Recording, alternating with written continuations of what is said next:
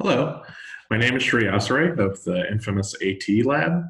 Today I will be introducing to you Afropessimism and discussing its core implications for the CJR topic. Before I begin unpacking the theory of Afropessimism, I want to start with three important considerations when diving into this very complex area. First, Afropessimism is not a homogeneous field of study. Although there are some core suppositions that scholars share, it is an internally differentiated program of research. There's disagreement among scholars about what must be done in the face of an anti-Black world, the role of non-Black scholars in Black studies, and other topics. Afropessimism is constantly evolving. Contemporary scholars are on the cutting edge of theory, applying their insights to current phenomena like COVID and the climate of protests. What you should take away from this is that there's no unified Afropessimist canon that thinks the exact same thing about every issue. And as such, there's no unified 2AC AT Afropessimism, or worse, 2AC AT anti-blackness that you can read to every team that uses and discusses Afropessimist insights. The teams that engage the specific arguments that are made by different scholars on both sides of the debate will be the most successful. Second, reading is essential. Surely that's true in all facets of debate, but it's especially true in a theoretically rich field like Afropessimism that engages with a variety of disciplines. Understanding pessimist concepts requires a working knowledge of scholarly traditions they're reacting to, like Marxism, psychoanalysis, and others. My goal in this lecture is to introduce concepts and speak about the basic application to debate arguments, but this should not be confused with a comprehensive deep dive in the field, which will require you to pick up more than a few books. I won't be covering sort of the basics of Marx and psychoanalysis in this particular lecture. Third, debating issues relevant to Afropessimism requires speaking with care and precision. Afropessimism deals with serious, discomforting truths regarding racial terror on a global scale across generations. Racial terror is not just something that's out there, but something students, judges, your community members have a relationship to. And because of that, it's important to craft your words with the seriousness and care that the field and the people around you deserve. Now that I've wrapped up how to approach the theory, I'd like to jump into unpacking some of the important theoretical assumptions of Afropessimism. Throughout this discussion, I'll be including relevant quotes and trying to unpack their context, however superficially, in the limited time that we have here. Something that could be of value for you is to pause the video and try to flow the quotes in the discussion that immediately follows here, to help you retain more information and to help you practice a skill that you'll use in debates. That said, I'd like to start with a quote that seems apropos to the CJR topic. This is from Tryon Woods' 2019 book, Black Hood Against the Police Power. He says, "If prison abolition is the answer, then what is the question? Following Hortense Spillers, I suggest similarly that formulations of justice from within this paradigm are dead on arrival, because the crisis that they imagine resolving through the abolition of prisons, or the curtailment of stop and frisk, or placing body cameras on police officers and so on, is far more fundamental than Western onto-epistemic conventions can accommodate. The crisis extends on both sides of the Atlantic slave trade and is therefore constitutive of the world that such movements are trying to salvage." A very powerful passage. The reason why I started with Woods is because he eloquently describes what's at the stake in Afropessimism debates. The question that Afropessimists pose is distinct to the questions abolitionists pose, the questions scholars of white supremacy pose, and the questions scholars of critical race theory pose. If you retain only one thing from this discussion of Afropessimism, it should be this, that for Afropessimists, anti-blackness is not equivalent to racism, not equivalent to white supremacy, and not a product of individual behavior or collective policy decisions. It's a political ontology that structures all aspects of civil life through a paradigm of all over Black. Let's parse through what I mean by this. First, anti-Blackness is not equivalent to racism. For pessimists, anti-Blackness is not congruent with material and psychological effects of individual bigotry and even systemic discrimination that can be empirically observed. Responses to pessimism that indicate their plans improve the life outcomes for Black people or lessen the implicit bias in the criminal justice system are, according to Frank Wilderson, quote, "a downward spiral of empirics that misses the scale and gravitas of anti-Blackness. Answers like demilitarizing the police, mandatory minimums, and even abolishing prisons are dead on arrival. They answer the wrong question."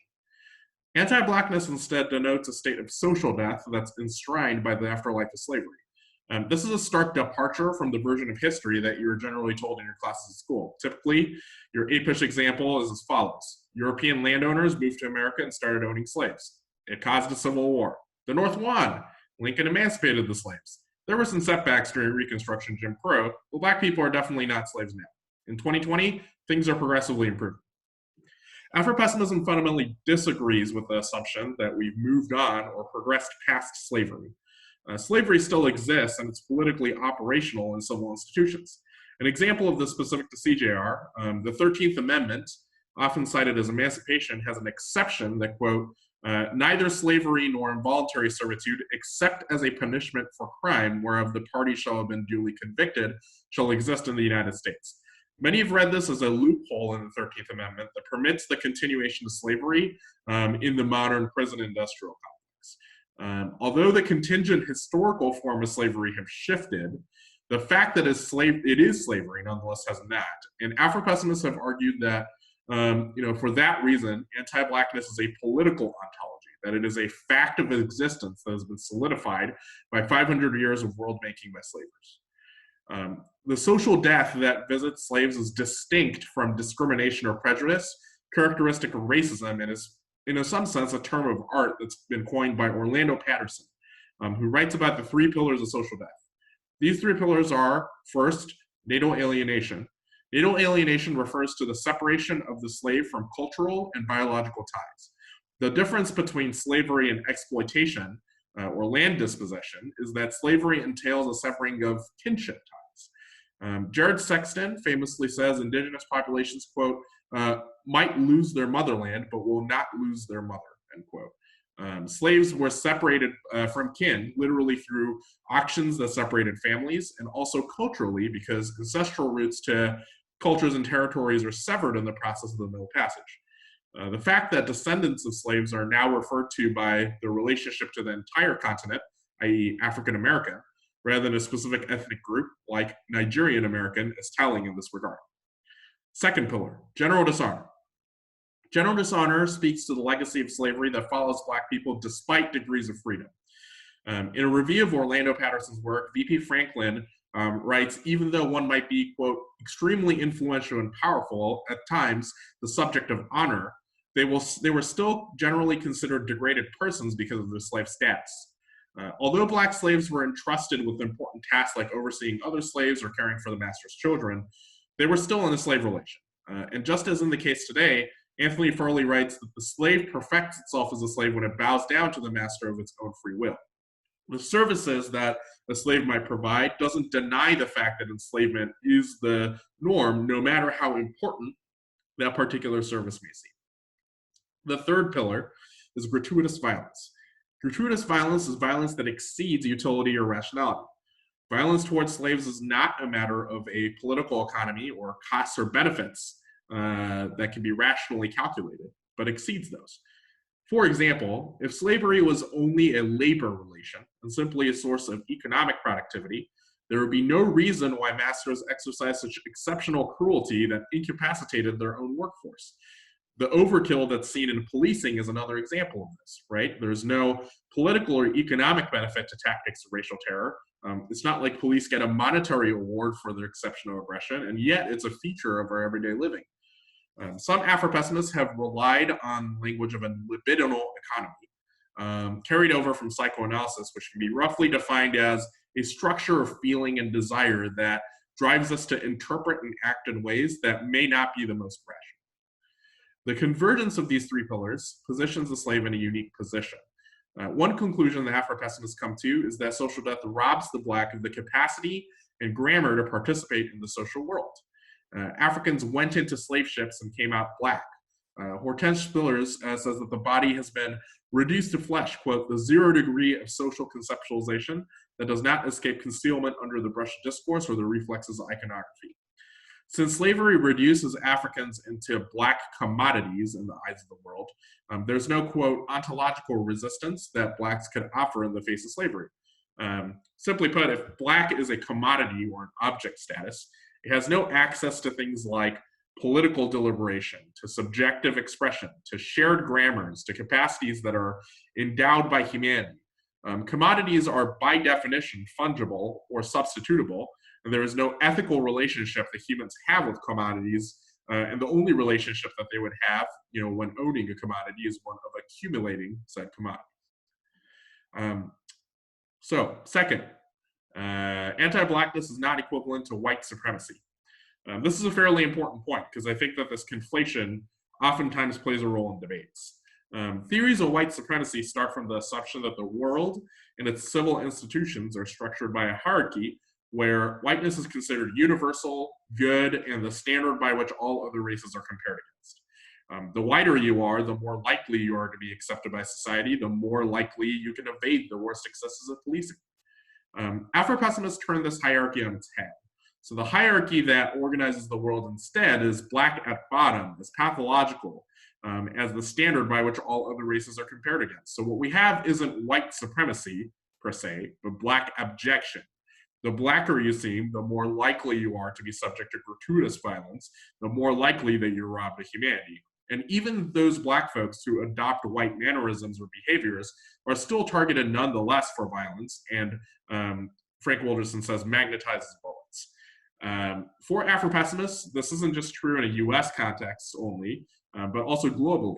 The Arab slave trade, the Indian Ocean trade, and the First Passage within Africa are examples of blackness being placed at the bottom of the social hierarchy and reflect why Wilderson says, quote, no slave, no world, no slave in the world, that the modern world is not possible without the existence of slaves who were forced to build that world, but the world takes away their subjecthood to express themselves within it. Given this question of the pervasiveness and insidiousness of anti-blackness, described that Woods quote that we started off with, CJR can't be the answer, right? Formulations of justice from within this paradigm are, quote, dead on arrival because the crisis that they imagine resolving, the curtailment, stop and frisk, or placing body cameras on police officers, is far more fundamental than Western onto-epistemic conventions can accommodate, end quote. When Afropessimists say that civil society is anti-black, they don't mean just state actions, right? Civil society encompasses the larger ensemble of public institutions, which includes institutions like the debate community. And the solution of criminal justice is not congruent with the gravity of being a problem. What does ending police militarization, for example, do for police aggression that is exercised on a mundane, daily level without military weapons? What does defunding or abolishing police officers do when vigilantes like George Zimmerman have deputized themselves to commit gratuitous violence without without having a badge that is physical? Not only is CJR nor abolition not the answer, but for Afropessimists, they're actively bad. Frank Wilderson in the Prison Slave as Hegemony Silent Scandal writes, quote, even radical social movements like the prison abolition movement, bound up in the solicitation of hegemony so as to fortify and extend the interlocutory life of civil society, ultimately accommodate only the satiable demands and finite antagonisms of civil society's junior partners, but forecloses upon the insatiable demands and endless antagonisms of the prison slave and the prison slave in waiting. Whereas such social movements cannot be called the outright handmaidens of white supremacy, their rhetorical structures and political desire are underwritten by supplemental anti-blackness, end quote. This is to say, smoothing out the crisis of legitimacy facing the police through reform and justice frames are a move to extend the interlocutory life of civil society, to increase the legitimacy of the carceral system and accommodates only the satiable demands of those not enslaved, while foreclosing on the insatiable demands of those who are enslaved. So, what does this mean for Afropessimism as a debate strategy on this topic? I have two basic thoughts that I kind of want to convey to you. The first is that Afropessimism is best at establishing mutual exclusivity with topical affirmatives. I'm probably the minority of the DDI staff in this opinion, but the abolition K is overrated as a negative position and is a non-starter against a competent 1AR. Many famous abolitionists, including Ruth Wilson Gilmore, Angela Davis, as well as the author of Your Link Cards, Alec Karkatanis, believe there is no dividing line between what they call non-reformist reform and abolition and actively criticized the purity politics of revolutionary strategies. Ruth Wilson Gilmore, quote, "How do we find the place of freedom? My interest is in proliferating rather than concentrating ways of thinking. The debates that most concern me center on how institutions craft policies that result in building social movement through non-reformist reforms," end quote. Angela Davis, quote, "I do not think that there is a dividing line between reform and abolition. For example, it would be utterly absurd for a radical prison activist to refuse to support demand for better health care inside of Valley State, California's largest women's prison, under the pretext that such reforms would make the prison a more viable institution," end quote. Alec Karakatsanis, Yale graduated lawyer who actively represents incremental civil rights law cases, quote, "Can an abolitionist approach and a reformist approach coexist? What do you make of the progressive prosecutor movement? I'm all for reducing the pain that our current system has caused. Many of the cases I work on can only be characterized as incremental. Every link argument you are reading from them is criticizing status quo criminal justice reform that is eager to improve the effectiveness and accountability of police, prisons, and forensic science. No good affirmative team writing an affirmative focused on disproportionate police response or disparate sentencing against a team that primarily reads critiques on the negative will get caught with their pants down saying that cops or prisons could be good. It is more likely that a 1AC will end with a card or two that the reform strategies are inflected with the revolutionary ethos of abolition. As such, my prediction is that the abolition K will routinely fall to the permutation, especially the more a team tries to misdescribe abolition as a counterplan that solves the affirmative impact, but certainly not mutually exclusive with a set of plans or reforms that can characterize themselves as non-reformist. On the other hand, when reading Afropessimism, you can be guaranteed that there is a link. Afropessimist critiques of abolition are abundant as they are scathing, like a bunch of the examples and quotes that I pulled before, and anything that falls short of abolition is vehemently criticized by Afropessimists.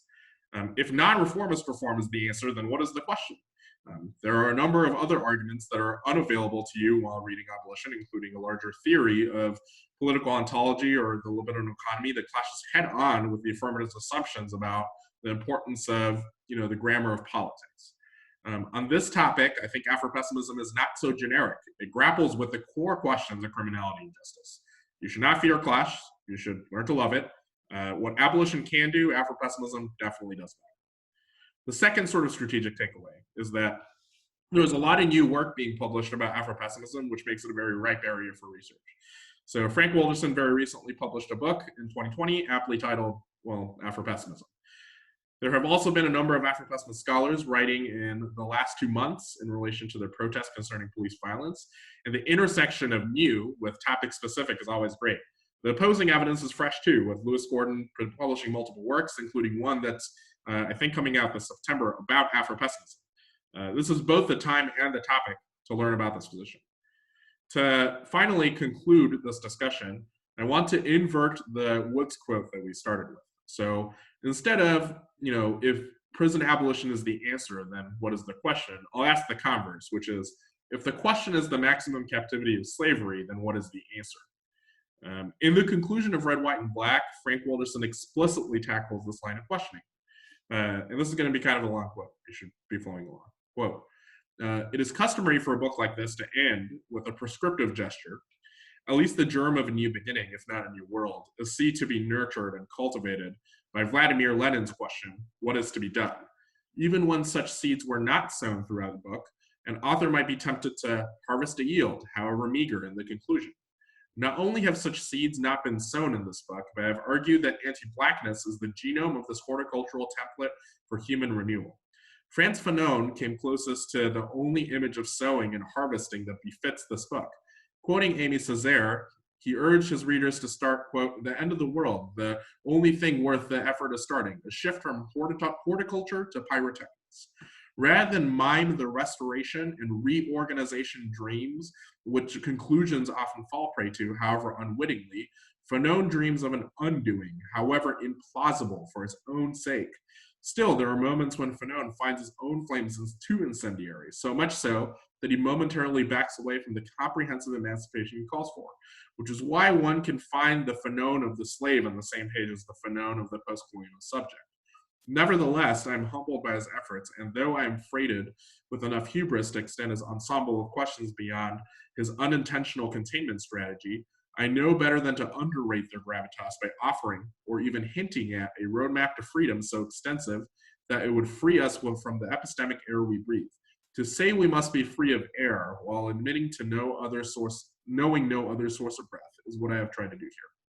That was a mouthful. Let's break this down together. Walderson's critique of the Leninist question, the question of what is to be done, should remind you of Turner's Intro to K lecture, which I think is also asynchronous, where he discusses the difference between problem-solution-driven approaches and theory-driven approaches. The issue with problem-solution-driven approaches, like plan-focused arguments, is that they're fundamentally optimistic. An author might be tempted to harvest a yield, however meager, in the conclusion.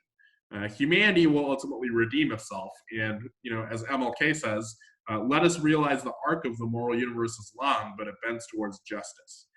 Pessimists staunchly refuse this problem-solution approach. They believe in zero chance of redemption, in the impossibility of the renewable civil society or humanity.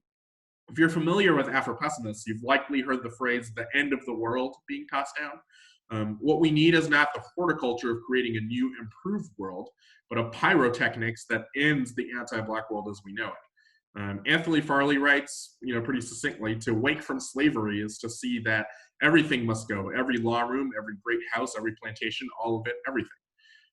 This is a program of complete disorder, not one that finds anti-blackness to be a finite, satiable problem to be solved through policy, but a roadmap to freedom so extensive that it would free us from the epistemic air we breathe.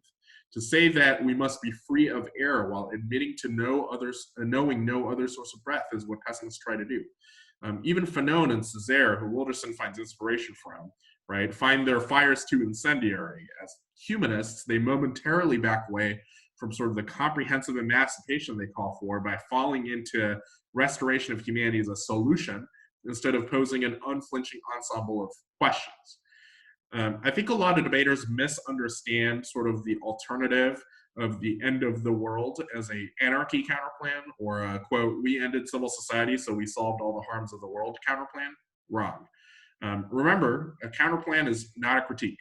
It's not a problem-solution-driven approach, and in fact, thinks that a problem-solution-driven approach fails to apprehend the gravitas of anti-blackness. Right? What does it mean to be a problem?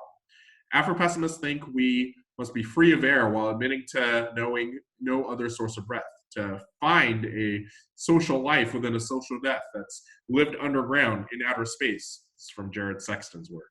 And anti-ethics that refuses the category of human because it is unethical to be free in the presence of slaves, a Wilderson quote. Afropessimists call for us to refuse political grammars of redress, even if we don't know any other source of life or blueprints for survival.